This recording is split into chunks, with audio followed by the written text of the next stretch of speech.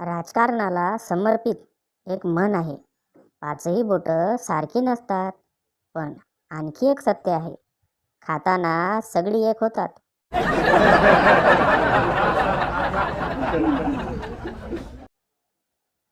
चिंगी, तुझी दिल्लीची ट्रिप कशी होती? काय काय केले? पिंकी, अगं काय सांगू, गाडी स्टेशनला थांबली, नवरा खाली उतरून पाणी घ्यायला गेला आणि ट्रेन सुरू झाली. नवरा स्टेशनवरच राहिला. चिंगी, तुझ्या वेदना मी समजू शकते. इतका लांब प्रवास तू बिना पाण्याचा केला?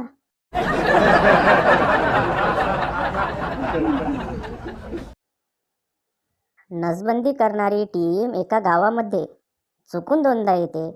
गावातील सर्व माणसं पडू लागतात. तेथे बसलेले आजोबा त्यांच्यावर भडकतात आणि बोलतात, आजोबा साल्यांनो, एकदा येऊन कनेक्शन कापून गेलात, आता काय पूर्ण मीटर काढून नेण्याचा विचार आहे का?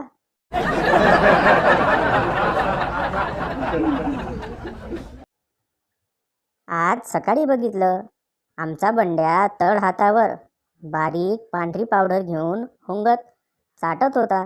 मी जोरात त्याच्या कानशिलात लगावली अन ओरडलो, अरे तुला तुझा बाप काय कोणी बॉलिवूडवाला खान वगैरे वाटला की काय? मी एक सामान्य माणूस आहे. एवढ्यात बायको ओरडली, काय करावं बाई या माणसाला, टी व्ही मोबाईल कमी बघत जा. मी म्हणालो, अगं तो? बायको, अगं काय अगं, अहो दिवाळी फराळाचे लाडू बनवायला घेतलेत मी, त्याची पिठी साखर घेऊन खातोय तो.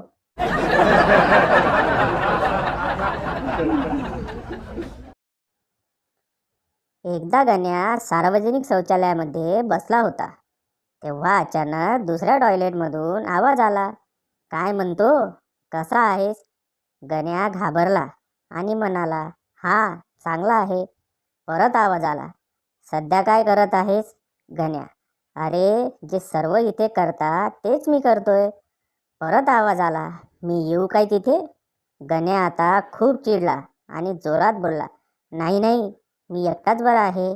परत आवाज आला, अरे थांब, मी तुला नंतर कॉल करतो. कोणीतरी बिंडोक बाजूच्या टॉयलेटमधून माझ्या प्रत्येक प्रश्नाचं उत्तर देत आहे.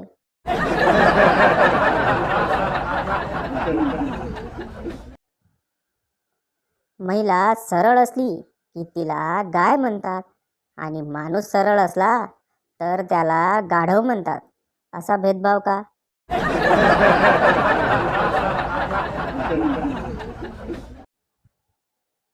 दोन बायका डी मार्टमध्ये भेटल्या.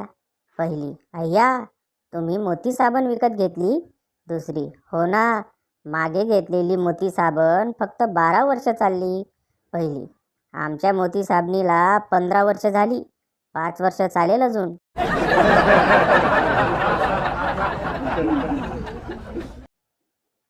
बायको, आजकाल तुम्ही घरी लवकर येता, माझ्याशी भांडत पण नाहीत, सगळं ठीक आहे ना?